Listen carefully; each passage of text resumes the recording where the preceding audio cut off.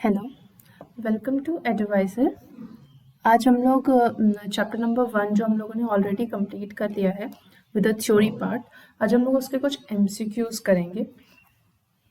तो question number 1 है, the period from birth to natural death of an organism represents. तो हम लोगों ने समझा था कि बर्थ से लेके डेथ तक का जो एक टाइम पीरियड है उसको हम एक टर्म से डिनोट करते हैं, that is life span. Life span क्या? It's a time period between birth and natural death. तो यहाँ पे ये चीज है लाइफ स्पैन। सेकेंड जो क्वेश्चन है, the chromosome number is haploid in. Chromosome number किसका किसका हैप्लॉइड है? तो गेमीट्स यहाँ पे एक टर्म लिखा है। गेमीट्स हमारा जब एक एन है यानी कि मेल गैमीट, जो हमारा मेल गैमीट है यानी कि दिस वन वो स्पर्म है।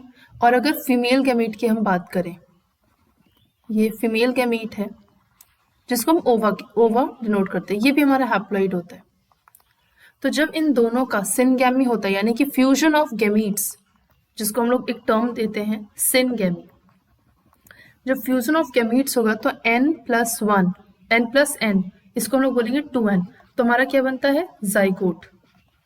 ठीक है, तो ये हमारा, तो यानी कि मेल गैमीट और फीमेल गैमीट को हैप्लॉइड होना ही होगा, जिसकी वजह से हमारी जो ये लाइफ की कंटिन्यूटी होती है वो मेंटेन रहेगी। ठीक है, तो यहाँ पे गैमीट्स n है और उसके बाद सिनगैमी के बाद के जितने भी प्रोसेस है वो यहाँ पे सिनगैमी के बाद के हैं, तो ये सब हमारे 2n स्टेज में जाएंगे। ठीक है, ये सब हमारे डिप्लॉइड स्टेज में जाएंगे, चाहे वो जाइगोट हो, चाहे वो एम्ब्रियो हो, चाहे वो सीड हो। नेक्स्ट क्वेश्चन, क्वेश्चन नंबर 3, इसमें लिखा है कि no individual is immortal accept.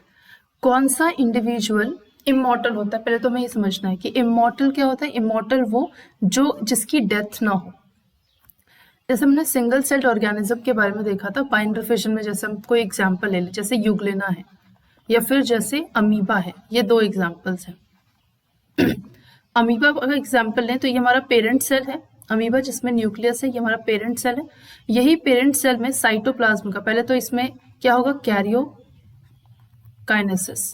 पहले होगा कैरियोकाइनेसिस। कैरियोकाइनेसिस में क्या होगा? न्यूक्लियस का डिवीजन होगा। ये हमारा अमीबा है, इसमें न्यूक्लियस का डिवीजन होगा। और उसके बाद होगा हमारा साइटोकाइनेसिस। साइटोकाइनेसिस में क्या होगा? जो साइटोप्लाज्म है उसका डिवीजन होगा, ये साइटोप्लाज्म का डिवीजन। तो जब साइटोप्लाज्म का डिवीजन होगा तो एक अमीबा से 2 अमीबा यानी कि 2 डॉटर सेल हमारे बन जाएंगे। तो यानी कि आप डिफ्रेंशिएट नहीं कर सकते that which one is the parent cell and which one is the daughter cell. तो जब हम ये डिफ्रेंशिएट ना कर पाए, यानी कि जब पेरेंट सेल ही टूट के डॉटर सेल में कन्वर्ट हो जाए, वो उसको हम लोग कहते हैं कि इमॉर्टल, क्योंकि इसकी डेथ नहीं हुई, बेसिकली इसकी डेथ नहीं हुई, जस्ट ये 2 पार्ट में डिवाइड हो गया। तो यहाँ पे आपका बेसिक एग्जाम्पल आ जाता है सिंगल सेल्ड ऑर्गेनिज्म, जिसमें एक सेल होता है, unicellular. Question number 4, the term used for the offsprings that are exactly identical to one another. उन ऑफस्प्रिंग्स के बारे में बताना है जो एक दूसरे के जैसे एग्जैक्टली आइडेंटिकल हो और उनके पेरेंट्स के जैसे भी। अगर एक दूसरे के जैसे आइडेंटिकल की अगर हम यहाँ बात करते हैं तो यहाँ पे ट्विंस भी आंसर हो सकता था, लेकिन यहाँ पे बोल रहे हैं कि as well as their parents, यानी कि पेरेंट्स से भी वो आइडेंटिकल होने चाहिए, यानी कि यहाँ बेस्ट आंसर जो होगा वो होगा क्लोन्स। एसेक्सुअल रिप्रोडक्शन में यही होता है। जैसे आप अमीबा का एग्जांपल लीजिए, पेरेंट सेल के जैसे ही दिखने वाले आपके डॉटर सेल हैं। तो चाहे जेनेटिकली की बात करें चाहे मॉर्फोलॉजिकली, दोनों ही तरीके से ये सिमिलैरिटी शो करते हैं अपने पेरेंट सेल से, यानी कि क्लोन्स होते हैं बेसिकली अपने पेरेंट सेल के। तो यहाँ पे 4th का डी ऑप्शन है। क्वेश्चन नंबर 5,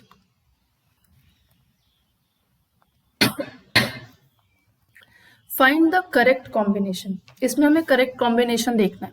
तो पहला ऑप्शन है ज़ूस्पोर इन स्पंज। स्पंज में ज़ूस्पोर के बारे में पूछा है, तो स्पंज में ज़ूस्पोर नहीं होता, क्योंकि स्पंज में हमने पढ़ा था कि एक तो साइकॉन है और दूसरा स्पॉन्जिला। साइकॉन और स्पॉन्जिला में जेम्यूल का फॉर्मेशन होता है। ये 2 ही हैं जिसमें जेम्यूल का फॉर्मेशन होता है। और जेम्यूल क्या है? जेम्यूल एसेक्सुअल रिप्रोडक्शन का ही एक प्रोडक्ट है। एसेक्सुअल रिप्रोडक्शन का एक प्रोडक्ट है जिसमें आर्कियोसाइट्स होते हैं। आर्कियोसाइट्स टोटिपोटेंट सेल होते हैं जो कि किसी भी टाइप के ऑर्गन में डिफ्रेंशिएट होने की कैपेबिलिटी रखते हैं। तो जेम्यूल्स हो गए। अदरवाइज इसमें बर्डिंग भी होता है, जो आपके स्पंजेस उसमें बर्डिंग भी होता है, उसमें सेक्सुअल रिप्रोडक्शन भी होता है, जूस्पोर नहीं होता। सेकेंड ऑप्शन है जेम्यूल्स इन पेनिसिलियम। पेनिसिलियम पहले बात फंजाई है, तो जेम्यूल तो आपका साइकॉन और स्पॉन्जिला में ही है। Conidia in algae, conidia also happens in fungi only. D option है buds in hydra. Yes, hydra में बर्ड्स का फॉर्मेशन होता है, बर्डिंग होती है, एसेक्सुअल रिप्रोडक्शन का ही प्रोडक्ट है ये, और उससे जो है एक नया ऑर्गेनिज्म बनता है। तो क्वेश्चन नंबर 5 का डी ऑप्शन है। Question number 6, the most significant value of vegetative propagation is that. अगर वेजिटेटिव प्रोपेगेशन हो रहा है तो उसका सबसे इम्पॉर्टेंट अगर कोई वैल्यू है, किस वजह से वेजिटेटिव प्रोपेगेशन एक तरीके से बेस्ट पे माना जाता है अमंग द एसेक्सुअल प्रोडक्शन, और किस तरीके से वो इम्पॉर्टेंट भी है, वो ये चीज क्वेश्चन पूछ रहा है। ए ऑप्शन है it is means of producing a large population of individual genetically identical to the parent. Obviously आप एक एग्जाम्पल देख लीजिए वेजिटेटिव प्रोपेगेशन का, जैसे कि ब्रायोफिलम की लीफ। तो जो ब्रायोफिलम की लीफ होती है वो लीफ में ही रूट निकल जाते हैं और उससे वो एक नया प्लांट बन जाता है। या पोटैटो ट्यूबर्स, या कॉर्न, जो आपका कॉर्न होता है, कोलोकेशिया में जो कॉर्न होता है, यानी कि वो वेजिटेटिव प्रोपेगेशन से एक नया ऑर्गेनिज्म बनाए, और वो जो नया ऑर्गेनिज्म होता है वो लीफ जिस प्लांट से गिरा, ठीक है, और उस लीफ से जो एक नया ऑर्गन बना, दोनों ही एक दूसरे के जेनेटिकली आइडेंटिकल होते हैं, पेरेंट के ही। ऑब्वियसली जो एसेक्सुअल प्रोडक्शन होता है उसमें क्लोनिंग होती है, तो पेरेंट के ही एग्जैक्टली कॉपीज होते हैं जो उनके प्रोडक्ट्स होते हैं या जो उनके ऑफस्प्रिंग्स होते हैं। तो पहला ऑप्शन तो सही है। सेकेंड ऑप्शन है it enables production of genetic variation. Genetic variation जैसी कोई भी चीज एसेक्सुअल रिप्रोडक्शन में नहीं होती, ये सेक्सुअल रिप्रोडक्शन का प्रोडक्ट है। सी है इट इज एंशिएंट प्रैक्टिस। इसके अलावा और भी है, एग्जैक्टली वेजिटेटिव प्रोपेगेशन का ये सिग्निफिकेंट वैल्यू नहीं है, और भी बहुत सारी चीजों को हम यूज करते हैं एंशिएंटली, और वेजिटेटिव प्रोपेगेशन को तो नहीं। डी ऑप्शन है it ensures that the progeny are safe from attack of disease and pest. जब उसी लीफ से एक नया ऑर्गेनिज्म ओरिजिनेट हुआ है तो ऑब्वियसली वो भी तो डिजीज, अगर जिस प्लांट से गिरा है अगर उसको डिजीज है कोई, तो वो उसके फ्यूचर जनरेशन में भी प्रोसीड हो सकता है। तो sexual reproduction is the one of the most significant reproduction जिसमें वेरिएशन जैसी भी चीज होती है और जिसमें प्रोजेनी सेफ भी रहता है। ठीक है, तो ये आपका एसेक्सुअल रिप्रोडक्शन का ऑप्शंस नहीं हुए। First option is the correct one, जिसमें ये बता रहा है कि एक लार्ज पॉपुलेशन, वेजिटेटिव प्रोपेगेशन में अगर एक लीफ से एक प्लांट ओरिजिनेट हो जा रहा है तो थाउजेंड्स ऑफ लीफ है तो थाउजेंड्स ऑफ प्लांट्स ओरिजिनेट हो सकते हैं, तो एक पॉपुलेशन भी बहुत ज्यादा है, पॉपुलेशन जो है वो एक दूसरे के क्लोन्स भी होते हैं। ठीक है, क्वेश्चन नंबर 7 है fleshy buds produced in the axil of leaves, ठीक है, which grow to form new plant when shed and fall on ground are called। यानी कि क्वेश्चन पूछ रहा है कि फ्लैशी बर्ड्स में हमने एक पढ़ा था, जब हम लोगों ने स्टेम्स के बारे में पढ़े थे अंडरग्राउंड स्टेम्स में, तो उसमें हमने एक पढ़ा था कि बल्बिल्स क्या है। बल्बिल्स का एक बेस्ट एग्जांपल होता है अगेव। ठीक है, तो यहाँ पे जब भी लीव्स के एक्सेल पे जो एक फ्लैशी बड होता है वो अपने आप बनता है और उसके बाद अपने आप वो जमीन पे गिर जाता है, और उसके बाद उससे एक नया प्लांट जो है, मतलब नया ऑर्गेनिज्म जो है उससे ग्रो कर जाता है। तो यहाँ पे इसका आंसर होगा बल्ब्स या ट्यूबर्स या ऑफसेट नहीं। ऑफसेट तो आपका एक्वेटिक में होता है, ट्यूबर्स आपका पोटैटो इन सब में, बल्ब आपका अनियन इन सब में। ठीक है, तो बल्बिल्स का बेस्ट, और इसका एग्जाम्पल अगर हम देखें तो अगेव इसका एग्जाम्पल है। Question number 8, in plants meiosis occur है। मियोसिस किसमें होता है? रूट टिप, शूट टिप, इन दोनों में तो पहली बात माइटोसिस होता है। रूट टिप हो या शूट टिप हो, वहां पे मेरिस्टेमेटिक रीजन होता है, और मेरिस्टेमेटिक रीजन में लगातार माइटोसिस होता है, जिससे सेल डिवीजन और सेल नंबर सब कुछ बढ़ता है और धीरे धीरे उसकी जो ग्रोथ होती है। ठीक है, तो ग्रोथ में माइटोसिस की बहुत जरूरत होती है। Meiosis is a reductional division, जहां पे नंबर अमाउंट जो है कम होता है, और वो जर्म सेल में बेसिकली ऐसे में होता है जो कि जर्म सेल्स हो, और ऐसे में होता है जो फ्यूचर जनरेशन में प्रोसीड करने के लिए रिस्पॉन्सिबल होते हैं। सी ऑप्शन है पॉलन ग्रेन, ये तो प्रोडक्ट है आपका। डी है एंथर के भी अगर एग्जैक्टली आंसर होगा तो पीएमसी होगा, यानी कि पॉलन मदर सेल, जो कि एंथर में ही पाया जाता है पॉलन मदर सेल, उसमें मियोसिस होता है। तो यहाँ पे डी ऑप्शन इसका करेक्ट ऑप्शन होगा। ये आपको नेक्स्ट चैप्टर में पढ़ने को मिलेगा, sexual reproduction in flowering plants, हमारा सेकंड चैप्टर है उसमें। Question number 9, syngamy means. Gametes के बारे में हमने पढ़ा था कि जब आपका मेल गैमीट और फीमेल गैमीट दोनों का फ्यूजन होगा, एक आपका मेल गैमीट है और एक आपका फीमेल गैमीट है, दोनों ही हैप्लॉइड होंगे, और जब दोनों का फ्यूजन होगा तो वहां पे आपका बनेगा जाइगोट। वहां पे आपका क्या बनेगा? जाइगोट। और जाइगोट क्या होगा? डिप्लॉइड। ठीक है, तो ये जो आपका यहाँ पे ये फ्यूजन हुआ, दो गैमीट्स का फ्यूजन, इसी को हमने एक टर्म दिया था सिनगेमी। तो सिनगेमी क्या है? It's a fusion of gametes. Question number 10, seeds are called products of sexual reproduction because. Seeds को हम सेक्सुअल रिप्रोडक्शन का प्रोडक्ट कहते हैं। क्यों कहते हैं? क्या वो गैमीट्स के फ्यूजन के बाद बनता है, या फिर give rise to new plants, B option है, क्या वो नए प्लांट्स को प्रोडक्ट नए प्लांट्स देता है इसलिए, या फिर सी ऑप्शन है, can be stored for long time, क्या सीड्स को हम बहुत लंबे समय तक स्टोर करके रख लेते हैं इसलिए उसको सेक्सुअल रिप्रोडक्शन का प्रोडक्ट बताया गया है, या फिर डी ऑप्शन है, are formed by fusion of pollen tubes. Pollen tubes का फ्यूजन होता है ना, जब स्टिग्मा के ऊपर आपका पॉलन ग्रेन आता है और सेम स्पीशीज का रहता है तब पॉलन ट्यूब बनता है। पॉलन ट्यूब के अंदर दो मेल होते हैं और वो दोनों मेल जो है उनका डबल फर्टिलाइजेशन होता है, एक तो एक्स सेल के साथ और एक सेंट्रल सेल के साथ, तो ये आपका डबल फर्टिलाइजेशन का प्रोसेस है। पॉलन ट्यूब ये जो बन रहा है आपका, क्या उसके वजह से? तो नहीं, सीड्स को हम सेक्सुअल रिप्रोडक्शन का प्रोडक्ट सिर्फ इसीलिए कहते हैं क्योंकि यहाँ पे गैमीट्स के फ्यूजन करने के बाद सीड्स का फॉर्मेशन होता है। सीड्स किससे बनते हैं? आपको पता है कि ये आपका ओवरी है, और ओवरी के अंदर ये ओव्यूल्स होते हैं। ओवरी के अंदर ओव्यूल्स होते हैं, तो ओवरी तो आपका फ्रूट में डेवलप हो जाता है, ओवरी फ्रूट में डेवलप हो जाता है। ओवरी की जो वॉल होती है वो पेरिकार्प यानी कि फ्रूट वॉल में डेवलप हो जाती है, और जो ओव्यूल होता है वो सीड में डेवलप हो जाता है। तो यहाँ पे फर्टिलाइजेशन होने के बाद का ही ये पूरा प्रोसेस है। तो fusion of gametes are formed, उसके बाद ही सीड्स बन रहे हैं, तो ये उसका बेस्ट प्रोडक्ट कहलाता है। Question number 11, oestrus cycle occurs in female of. ठीक है, दो तरीके के साइकिल होते हैं फीमेल्स में, प्राइमेट्स और नॉन प्राइमेट्स। पहली बात तो ये होता है, तो हम प्राइमेट्स जान लेते हैं कि प्राइमेट्स कौन कौन से होते हैं। एक सेकेंड, हाँ, एक होते हैं प्राइमेट्स।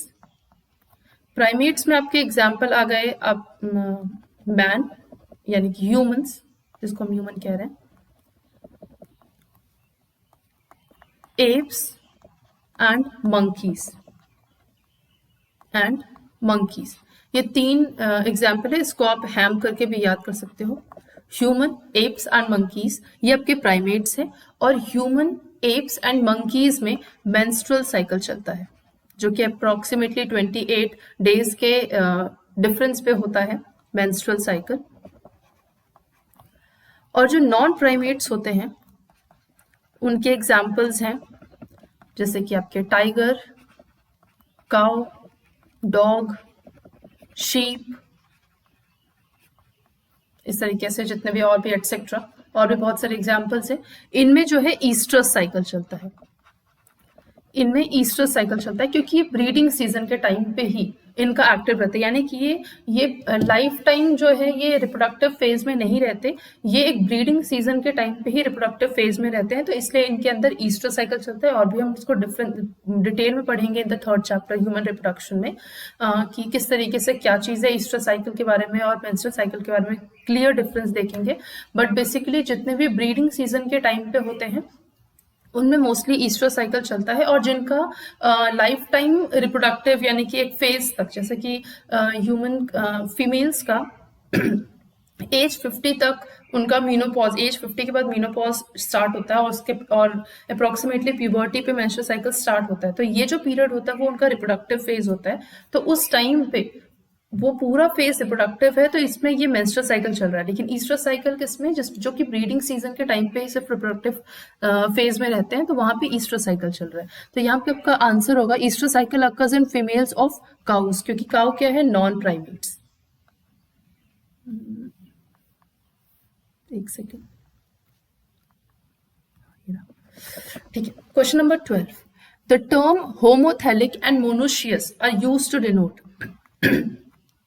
जब भी टर्म आए मोनोशियस, मोनोशियस का मतलब होता है एक ही प्लांट एक ही फ्लावर, ठीक है। मोनो मतलब जस्ट वन, तो एक ही प्लांट और एक ही फ्लावर। तो जब एक ही फ्लावर, ये मान लीजिए ये आपका फ्लावर है और इसी फ्लावर में एंथर भी है और इसी फ्लावर में ओवरी भी है। एक सेकेंड, ये मान लीजिए ये एक फ्लावर है और इसी फ्लावर में ओवरी भी है, स्टिग्मा स्टाइल ओवरी, और इसी फ्लावर में एंथर भी है। अगर कोई ऐसा कंडीशन है, ठीक है, तो यानी कि ये आपका बाइसेक्सुअल फ्लावर होता है। ये कैसा फ्लावर है? बाइसेक्सुअल, जिसमें दोनों ही है। यहाँ पे ये सेपल्स हो गए, यहाँ पे नीचे इसके सेपल्स हो गए, ये इसके पेटल्स हो गए, ये सेपल है, दिस वन, ये आपका सेपल है, ये पेटल है। सेपल का पूरे ग्रुप को अगर हम कहेंगे तो इसको हम कैलिक्स कहेंगे, पेटल के पूरे ग्रुप को कहेंगे तो कोरोला कहेंगे। ये आपका एंथर है जिसको हम एंड्रोशियम कहते हैं, और ये आपका ओवरी है जिसको हम गाइनोशियम कहते हैं। एंड्रोशियम एंड गाइनोशियम ये दोनों एसेंशियल होते हैं, पेटल और सेपल ये दोनों नॉन एसेंशियल होते हैं। यहाँ पे जो अगर एक ही फ्लावर में एंड्रोशियम और गाइनोशियम दोनों ही प्रेजेंट है, यानी कि मेल और फीमेल पार्ट दोनों ही प्रेजेंट है, तो इसको हम लोग कहेंगे कि ये बाइसेक्सुअल प्लांट है, ठीक है। ऑप्शंस में लिखा है कि दूसरा ऑप्शन है यूनिसेक्सुअल, स्टेमिनेट और पिस्टिलेट। पिस्टिलेट फ्लावर्स हम उनको कहते हैं जिनमें सिर्फ ओवरी प्रेजेंट है, ओनली ओवरी। स्टेमिनेट हम उनको कहते हैं जिसमें ओनली एंथर प्रेजेंट है या ओनली मेल गैमीट प्रेजेंट है। यूनिसेक्सुअल कोई भी, चाहे वो इसमें सिर्फ एंथर होगा या फिर सिर्फ ओवरी होगा। तो तीन ऑप्शन एक ही जैसे। यहाँ पे एक पहला ऑप्शन है बाइसेक्सुअल कंडीशन, तो होमोथेलिक और मोनोशियस आपका इसी में होता है। एक सेकेंड,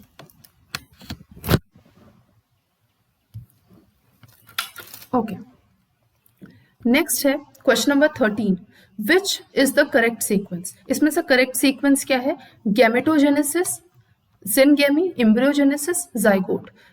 सिनगेमी, गैमेटोजेनेसिस, जाइगोट या एम्ब्रियोजेनेसिस। तो पहली चीज, सबसे पहले तो हमारा गैमीट बनेगा, ठीक है, एन और एन हैप्लॉइड। सबसे पहले हमारा मेल गैमीट और हमारा फीमेल गैमीट बनेगा। फिर मेल गैमीट और फीमेल गैमीट का फ्यूजन होगा, जिसको हम एक टर्म देते हैं सिनगेमी। तो गैमेटोजेनेसिस, पहले गैमीट का फॉर्मेशन होगा, फिर उसके बाद सिनगेमी। एक सेकेंड,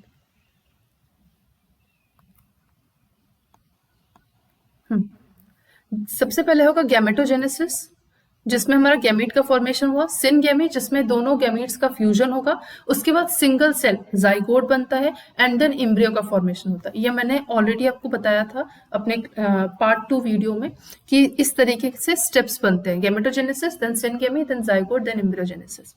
क्वेश्चन नंबर 14 है, earthworms, sponges and tapeworms are. Earthworms, sponges और टेपवर्म्स तीनों में ही मेल और फीमेल दोनों ही प्रेजेंट होता है। मेल और फीमेल दोनों ही प्रेजेंट होता है, यानी कि ये दोनों ही बाइसेक्सुअल एनिमल या हर्माफ्रोडाइट, कोई भी आप नाम दे सकते हो, दोनों ही प्रेजेंट है। ऑप्शंस में भी आपको दोनों ही दिया है, बाइसेक्सुअल एनिमल्स एंड हर्माफ्रोडाइट। तो आपका जो आंसर होगा वो होगा both A and C, bisexual as well as hermaphrodite. Question number 15, external fertilisation occurs in. Fertilisation भी दो टाइप्स के हैं, एक्सटर्नल भी और इंटरनल भी, ठीक है। जब फीमेल बॉडी के बाहर फर्टिलाइजेशन हो रहा है उसको हम एक्सटर्नल कहते हैं, जो फीमेल बॉडी के अंदर फर्टिलाइजेशन होता है उसको हम इंटरनल फर्टिलाइजेशन कहते हैं, ठीक है। रेप्टाइल्स, बर्ड्स एंड मैमल्स ये तीनों ही लैंड एनिमल्स हैं। रेप्टाइल्स हो, बर्ड्स हो या एनिमल्स हो, ये तीनों ही लैंड एनिमल्स हैं और लैंड एनिमल्स में इंटरनल फर्टिलाइजेशन होता है। एम्फीबियंस एक्वेटिक मैमल है, सॉरी एक्वेटिक एम्फीबियन है, एक्वेटिक है यानी कि इसका अगर आप कोई एग्जांपल लेना चाहो तो फ्रॉग ले लो। तो यहाँ पे एम्फीबियन है जो है वो एक्वेटिक मोड ऑफ लाइफ जीता है, तो इसलिए इसमें जो है एक्सटर्नल फर्टिलाइजेशन होता है। मेल जो है अपने स्पर्म्स और फीमेल जो है अपने ओवा दोनों को वाटर में रिलीज कर देते हैं, वाटर मीडियम से दोनों के बीच में सिनगेमी होती है एंड देन जाइगोट बनता है। Question number 16, a scion is grafted to a stock. मान लीजिए ये आपका साइन है, ठीक है, जिसको हमने एक स्टॉक के ऊपर ग्राफ्ट किया है, ठीक है। उस टाइम में बताया था प्री रिक्विजिट इसका है कैम्बियम, यानी कि ये डाइकॉट में ही आप कर सकते हो, मोनोकॉट में नहीं कर सकते, क्योंकि मोनोकॉट में पहली बात तो स्कैटर्ड होता है आपका वास्कुलर बंडल, और दूसरी बात उसमें कैम्बियम जैसी चीज नहीं होती। ठीक है, तो प्री रिक्विजिट यही है कि कैम्बियम होना चाहिए उसमें, तो ये आपका डाइकॉट में ही होगा। ठीक है, कैम्बियम होना चाहिए इसलिए। दूसरी चीज पूछा है, a scion is grafted to a stock. ये आपका ऊपर वाला पार्ट, इसको हम साइन कहते हैं, और जो नीचे वाला पार्ट है वो स्टॉक कहते हैं। तो पूछा है question, the quality of fruits, अगर इसमें कोई भी फ्रूट आता है तो वो किसके जीनोटाइप पे डिटरमाइन करेगा, क्या साइन के जीनोटाइप पे या क्या स्टॉक के जीनोटाइप पे। अगर हमने ग्राफ्टिंग की है तो ऑब्वियसली हम इस उम्मीद से करें, क्योंकि आर्टिफिशियल वेजिटेटिव प्रोपेगेशन है, तो इसमें हम इस उम्मीद से करते हैं कि हमें दोनों के जीनोटाइप मिले। तो यहाँ पे दोनों के ही जीनोटाइप के इंपॉर्टेंस रहेगी। अगर मान लीजिए हमने नीचे वाला जो स्टॉक है वो हमने लगाया है कि वो रेड रोज का हो, और ऊपर वाला जो साइन है उसका हमने लगाया कि येलो फ्लावर का हो, येलो रोज का हो, तो इस प्लांट में ये जो ग्राफ्टेड प्लांट है इसमें येलो रोज भी होगा और इसमें रेड रोज भी होंगे। ठीक है, यानी कि ये हमने ग्राफ्टिंग की है, आर्टिफिशियली हमने इसको इस तरीके से किया है कि उसमें दोनों के कैम्बियम एक दूसरे को फेवर करें और दोनों के ही प्रोडक्ट हमें मिले, यानी कि जीनोटाइप दोनों पे ही डिटरमाइन करेगा। ठीक है, option number C, both stock and scion. Question number 17, in which of the following organism self fertilisation is seen. किसमें सेल्फ फर्टिलाइजेशन होता है। ठीक है, तो फिश हो गया, ऑप्शन है फिश है, राउंड वॉर्म है, अर्थवॉर्म है, या लिवर फ्लूक है। ठीक है, तो यहाँ पे जो आपको पूछा है, ये फिश क्या है, ये आपका पाइसेस में आता है। राउंड वॉर्म जिसका आपका एग्जाम्पल है एस्कैरियोसिस डिजीज भी होती है। अर्थवॉर्म और लिवर फ्लूक जिसको आप फैसियोला हिपैटिका भी कहते हो, फैसियोला हिपैटिका कहते हो। ठीक है, एंडोपैरासाइटिक है, दोनों ही एस्कैरियोसिस जिससे डिजीज हो रही है और फैसियोला हिपैटिका दोनों ही एंडोपैरासिटिक है।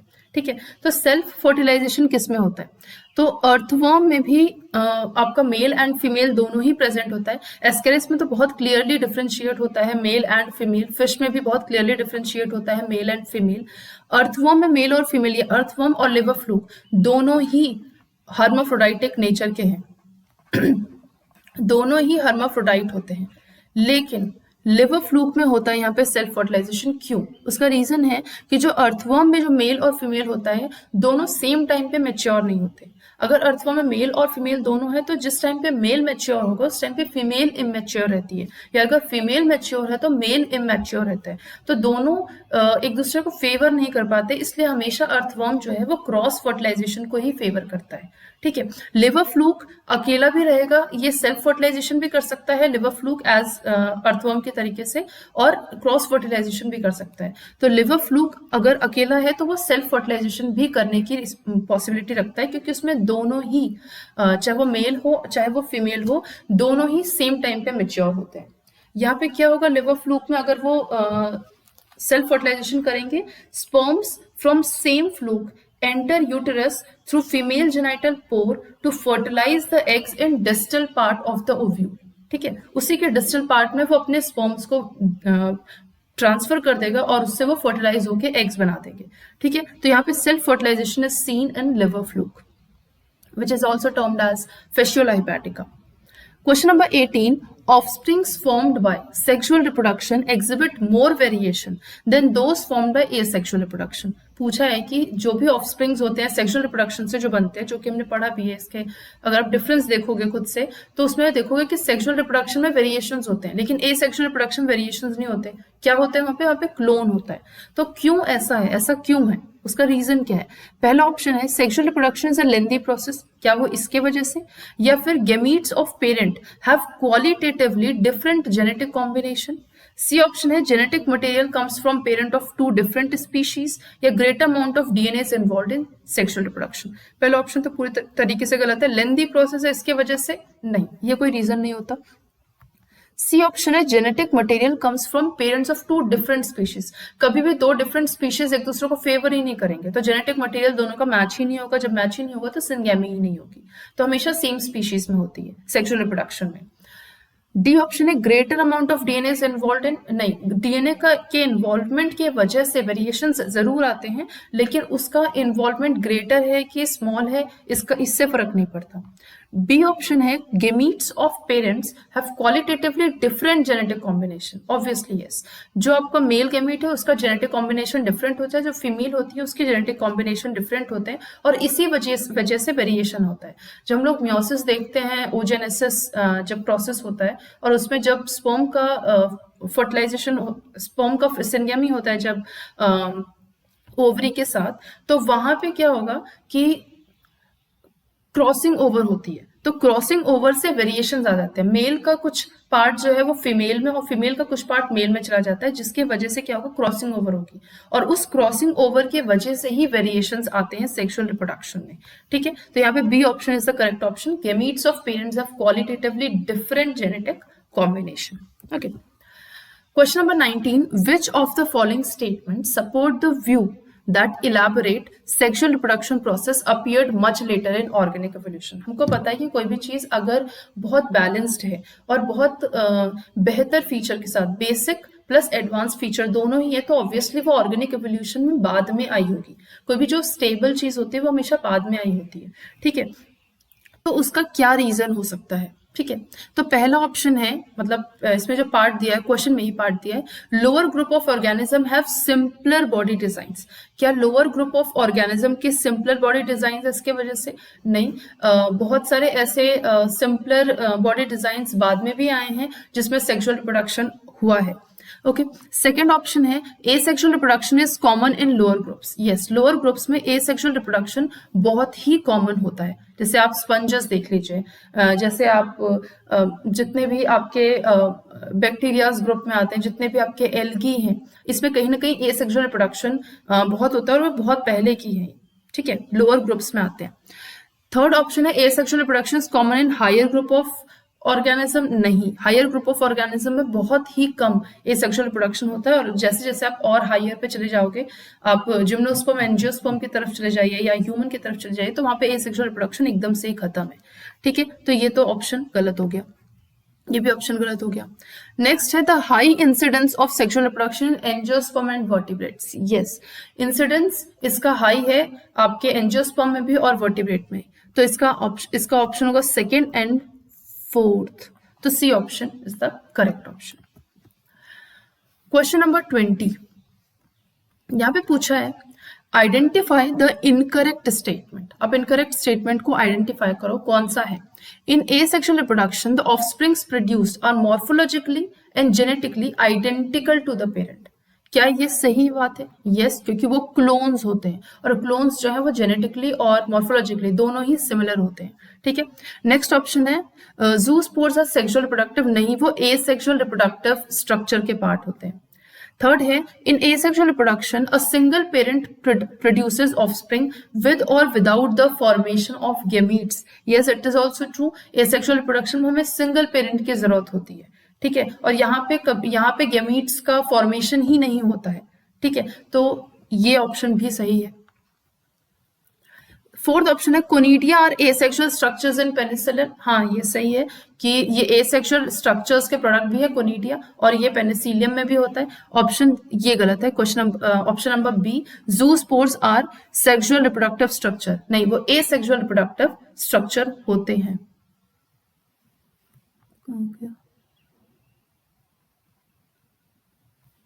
ओके, दिस वन, एक second.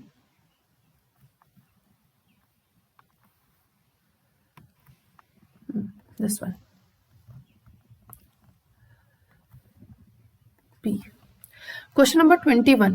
Example of corm is. Corm के example क्या है? तो corm के example हमने कल पढ़ा था कोलोकेशिया, ये है कोलोकेशिया।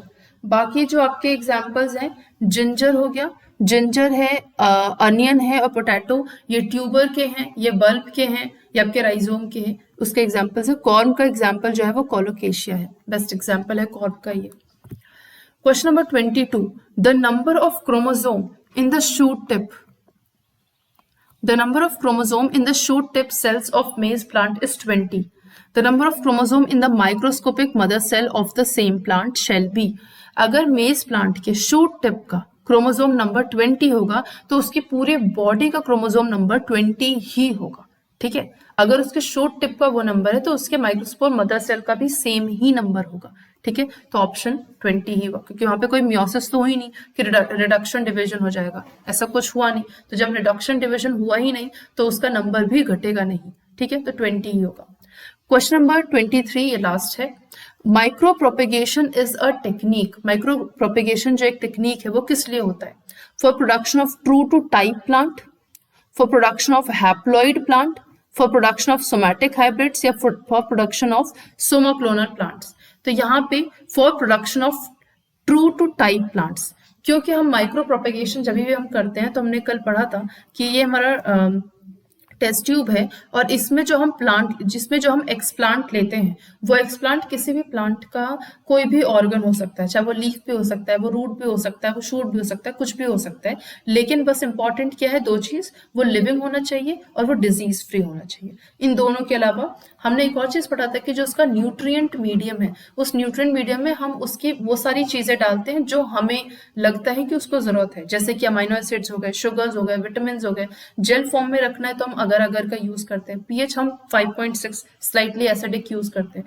तो यानी कि हम चाहते हैं, और उसके साथ साथ ही हम कंडीशंस भी रखते हैं। अगर हम ऑक्सीजन और साइटोकाइनिन के कंसंट्रेशन के हिसाब से हमें शूटिंग करवानी है तो हम ऑक्सीजन का कंसंट्रेशन अलग रखेंगे, अगर हमें रूटिंग करवानी है तो हम ऑक्सीजन का कंसंट्रेशन अलग रखेंगे, अगर हमें कैलस करवाना है यानी कि अनऑर्गेनाइज्ड मास ऑफ सेल्स रखने हैं तो हम उसका कंसंट्रेशन इक्वल रखेंगे। तो हमने अपने टाइप से उस चीज को डिनोट किया, यानी कि अपने टाइप से हम चाहते हैं जैसा प्लांट बने वैसा हम माइक्रो प्रोपेगेशन में कर रहे हैं। तो यहाँ पे ऑप्शन नंबर 1 जो ए है वो करेक्ट होगा, for production of true to type plants. ठीक है, विद दिस आज का खत्म होता है लेक्चर। तो हम लोग नेक्स्ट जो वीडियो करेंगे वो हम लोग chapter number 2 sexual reproduction in flowering plants के बारे में करेंगे। With this, thank you.